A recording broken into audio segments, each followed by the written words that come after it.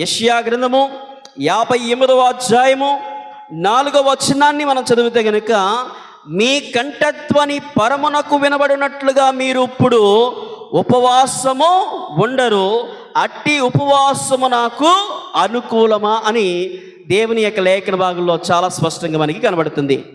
దేవుని ప్రజలైన ఇశ్రాయేలు ప్రజలు ఏం చేస్తూ ఉన్నారు అంటే, వారు ఉపవాసం ఉన్నారు పిల్లరా. ఉపవాసం ఉండి వారి నోట నుండి వారికి ఏం రావట్లేదంటే కంఠస్వరం రావట్లేదంట. అసలు ఉపవాసం ఉన్న వాళ్ళు ఏం చేస్తారు? దేవుని సన్నిధిలో గడిపి వారికి కంఠస్వరము విప్పి వారికి ఉన్న అవసరతలు ఏమైతే ఉన్నాయో వాటన్నిటిని కూడా దేవుని సన్నిధిలో విన్నపించుకుంటారు. కానీ ఇశ్రాయేలు ప్రజలు అలాగూ చేయట్లేదు పిల్లరా. ఉపవాసము ప్రతిష్ఠించుకున్నారు కానీ వ్యాపారం మీద ధ్యాస ఉంది. తరువాత పిల్లరా పనివారి మీద ధ్యాస ఉంది. జగడం ఆడడానికి సమయం ఉంది. కానీ దేవుని సన్నిధిలో వారి కంఠస్వరాన్ని వినిపించడానికి సమయం లేదు. దేవుని సన్నిధిలో ఉపవాసము మనం ప్రతిష్ఠించుకున్న తర్వాత మన కంఠస్వరాన్ని దేవుని సన్నిధిలోనికి వినిపింపచేయాలి. దావీదు అంటాడు, ఉదయమున నేను లేచి నా కంఠస్వరము నీకు వినిపిస్తూ ఉన్నానని జ్ఞాపకం చేస్తారు. దేవుని సన్నిధిలో మనం ఉపయోగించాల్సింది ఏంటంటే మన కంఠస్వరము దేవుని సన్నిధిలో ఉపయోగించాలి. పనిలోనికి వెళ్ళినప్పుడు పనిముట్టుని ఎలాగైతే ఉపయోగిస్తూ ఉంటామో అలాగునే దేవుని యొద్దకు వచ్చినప్పుడు మనకిచ్చిన ఈ కంఠస్వరాన్ని దేవుని సన్నిధిలో మనము వినిపింపచేయాలి. అలా చేయట్లేదు పిల్లరా. దేవుని సన్నిధిలో లేరు, ఉపవాసము మాత్రం ఉన్నారు. ఉపవాసం ఉండి వ్యాపారం చేస్తూ ఉన్నారు. అందుకే వారి కంఠస్వరము దేవుని సన్నిధికి రావట్లే. తర్వాత ఏం చేస్తున్నారు పిల్లల? వారు తమ పని వారితో కఠినమైన పని చేయిస్తూ ఉన్నారంట. వారు సొంత వారితో అంటే పిల్లరా, మన కుటుంబము ఎక్కడ ఉండాలి అంటే, మన పనివారు ఎక్కడ ఉండాలంటే దేవుని యొక్క సముఖములో ఉండాలి పిల్లరా.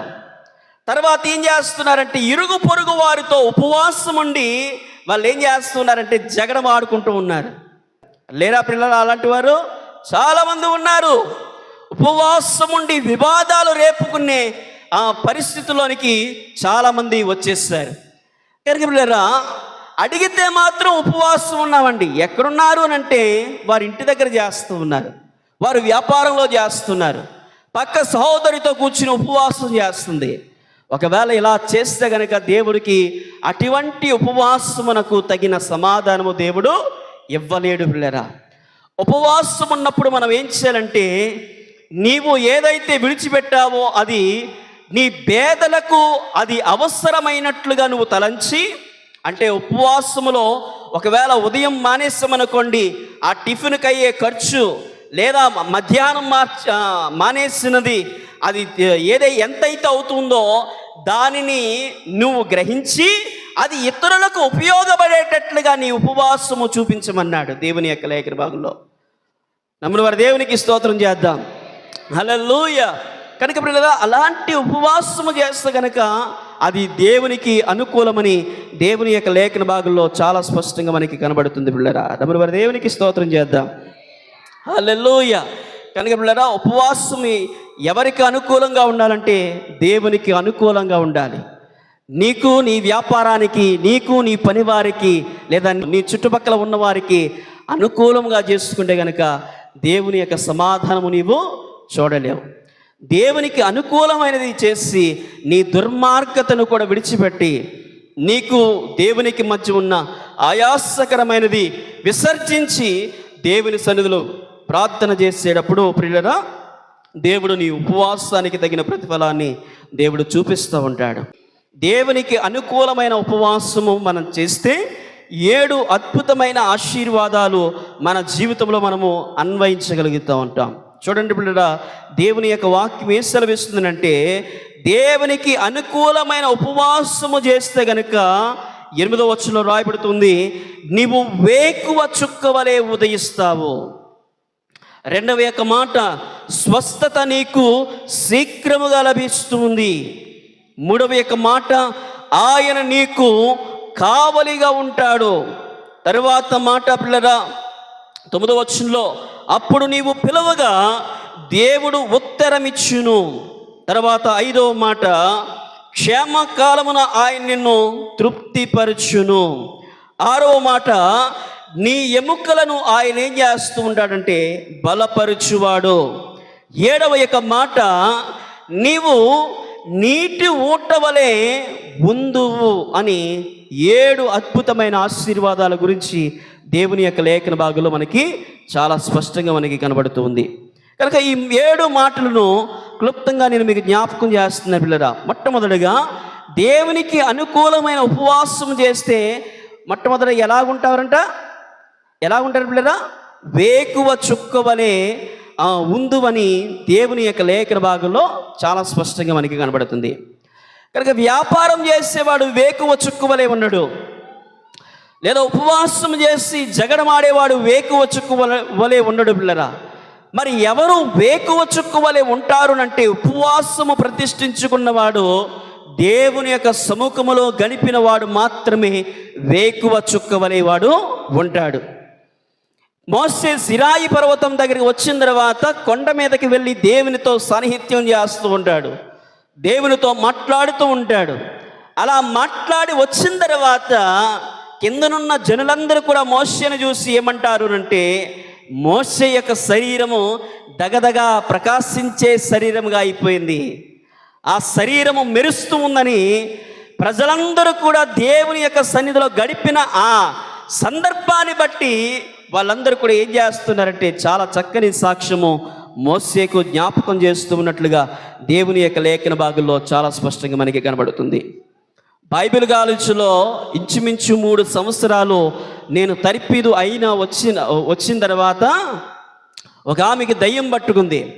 అప్పుడు కొంచెం ఏదో చూడండి, మా పొయ్యిలో పెట్టిన పుల్ల బయటికి తీస్తే అది ఎంత ఎర్రగా ఉంటుంది, అలాగనే బైబిల్ ట్రైనింగ్ అయిన తర్వాత ఒక ఆమెకి దయ్యం పట్టిందని తీసుకుని వెళ్ళారు. నన్ను చూడగానే ఆమె ఏమైపోయిందంటే గోడకి వెళ్ళిపోయింది వెళ్ళారా. మీకు అర్థమవుతుందా?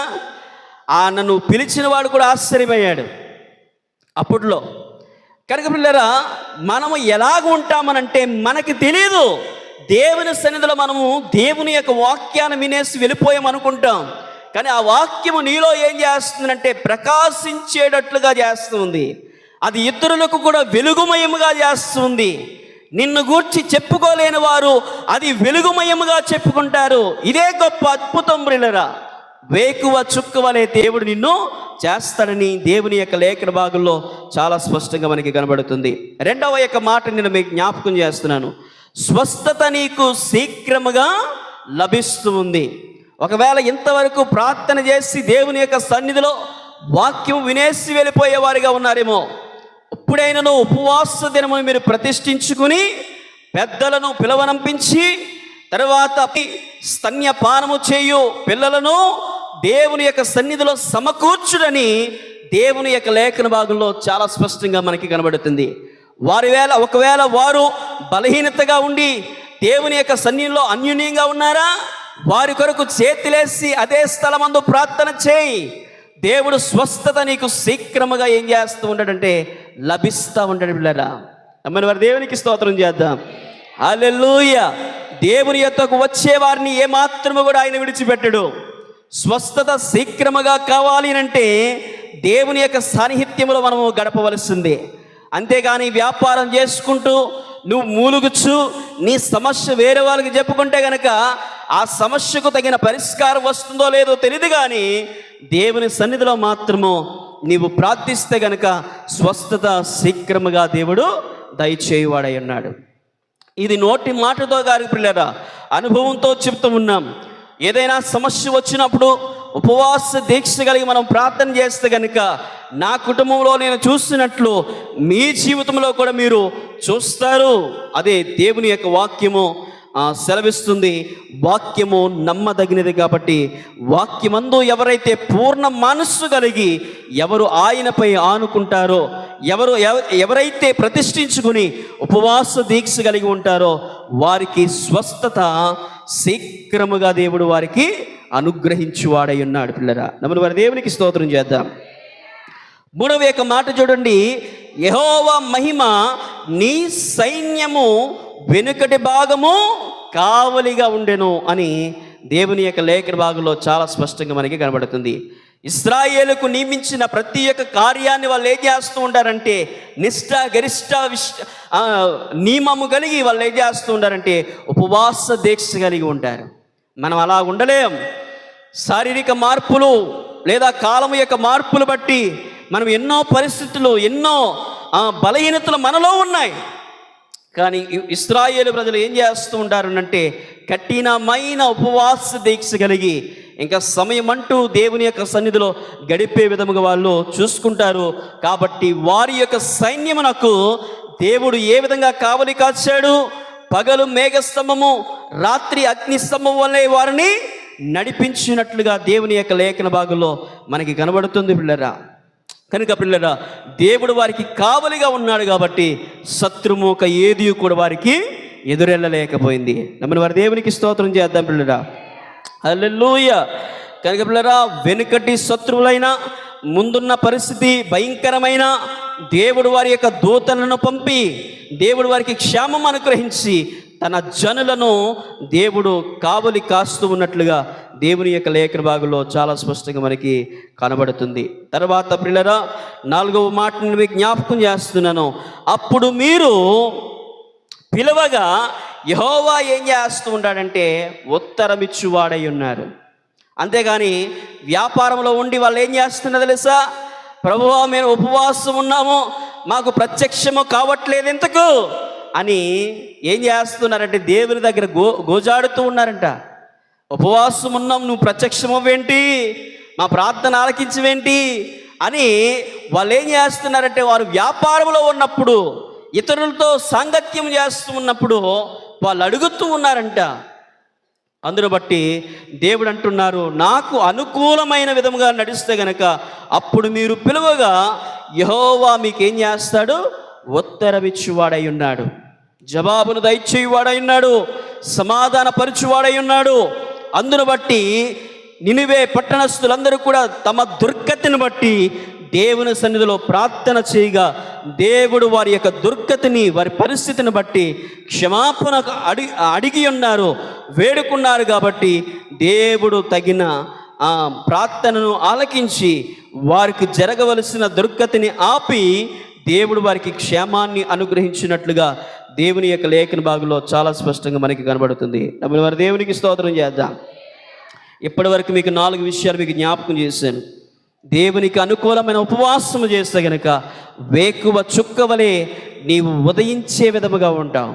తర్వాత స్వస్థత నీకు శీఘ్రముగా లభిస్తుంది.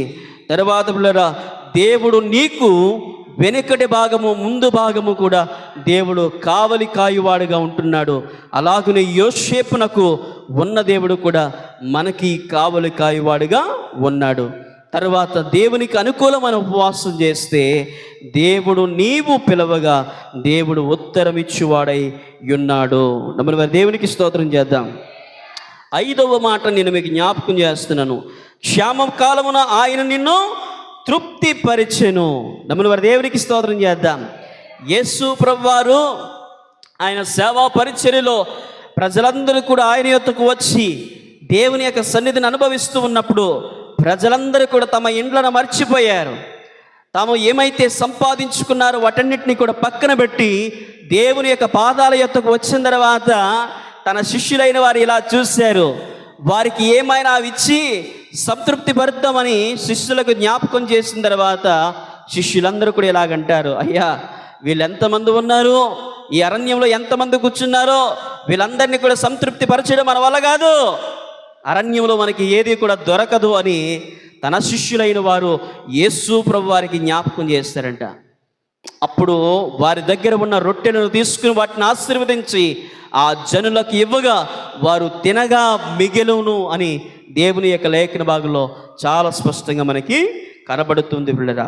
తర్వాత 6వ యొక్క వచనాన్ని 6వ యొక్క మాట నేను మీకు జ్ఞాపకం చేస్తున్నాను పిల్లరా. నీవు దేవునికి అనుకూలమైన ఉపవాసము చేసినప్పుడు నీ ఎముకలను దేవుడు ఏం చేస్తూ ఉంటారంటే బలపరుస్తూ ఉంటాడు. ఆయన బలపరచువాడు పిల్లరా.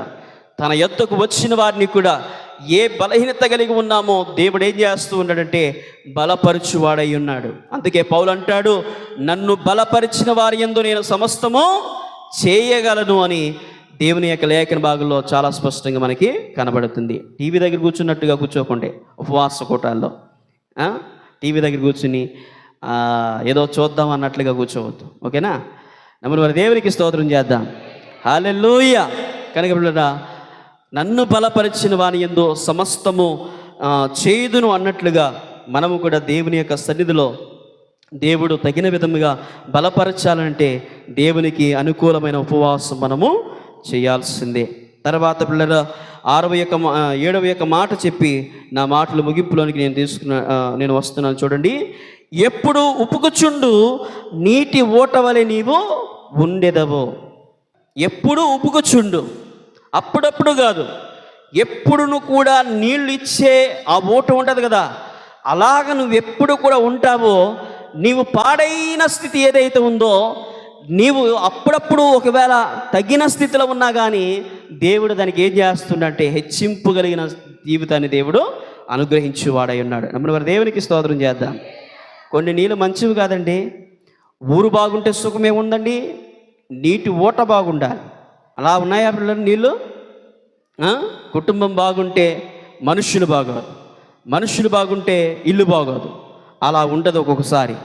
కనుక పిల్లరా, ఎప్పుడు కూడా ఉబ్బుకుచున్న నీటి ఓట వలె ఉండాలి అని అంటే పిల్లరా, దేవునికి అనుకూలమైన ఉపవాసం మనము చేయాలి. అంతేగాని మన దినాలు అయిపోయిరా, మనం ఉపవాసం చేసేసారా, మనకు అవసరత ఏమీ లేదురా అని దేవుని సన్నిధిలో సాగడం కాదు. దేవునికి అనుకూలమైన ఉపవాసము చేసి దేవుని యొక్క సన్నిధిలో ఎప్పుడును కూడా ఉబ్బుగుచుండు నీటి ఓట వలె ఉండాలి. కొంతమంది చూడండి, ఈనాడు ఉంటుంది, రేపు ఉంటుందో లేదో మనకి తెలియదు. అలా ఉంటుందని చెప్పగలమో లేదో మనకి తెలియదు. కానీ కొంతమంది చూడండి, ఇప్పుడు ఖర్చు పెట్టగలరు, మరి రానున్న దినాల్లో కూడా ఆ స్థితినే కలిగి ఉండగలరు. అలాగ ఉండాలి అని అంటే పిల్లరాకి అనుకూలమైన ఉపవాసము చేస్తే కనుక దేవుడు తగిన ప్రాస్పరిటీ దేవుడు మనందరికీ కూడా అనుగ్రహించువాడై ఉన్నాడు. మరి దేవునికి స్తోత్రం చేద్దాం. హల్లెలూయా. ఇప్పుడు వరకు 7 విషయాలు మీకు జ్ఞాపకం చేశాను. ఉపవాసము దేవునికి అనుకూలమైనదిగా ఉంటే గనక దేవుడు తన లేఖన భాగంలో రాయించిన 7 అద్భుతమైన విషయాలు మనమందరూ కూడా చూస్తున్నాం. మొట్టమొదటిగా, నీవు వేకువ చుక్క వలె ఉదయిస్తావు. తర్వాత స్వస్థత నీకు శీఘ్రముగా లభిస్తుంది. దేవుని యొక్క కావలి లేదా దేవుని యొక్క భద్రత నీకెప్పుడు కూడా ఉంటుంది. దేవుడు నీ ప్రార్థన ఆలకించువాడై ఉన్నాడు. దేవుడు నిన్ను బలపరచువాడుగా ఉన్నాడు. దేవుడు నిన్ను సంతృప్తిపరచువాడుగా ఉన్నాడు. నువ్వెప్పుడు కూడా నీటి ఓట వలె ఉబ్బుకుచూ ఉంటావని దేవుని యొక్క లేఖన భాగంలో చాలా స్పష్టంగా మనకి కనబడుతుంది.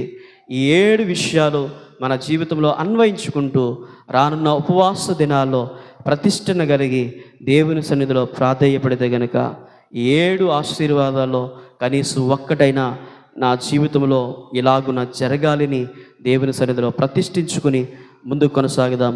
అట్టి కృప దేవాతి దేవుడు మనందరికీ కూడా అనుగ్రహించునుగాక.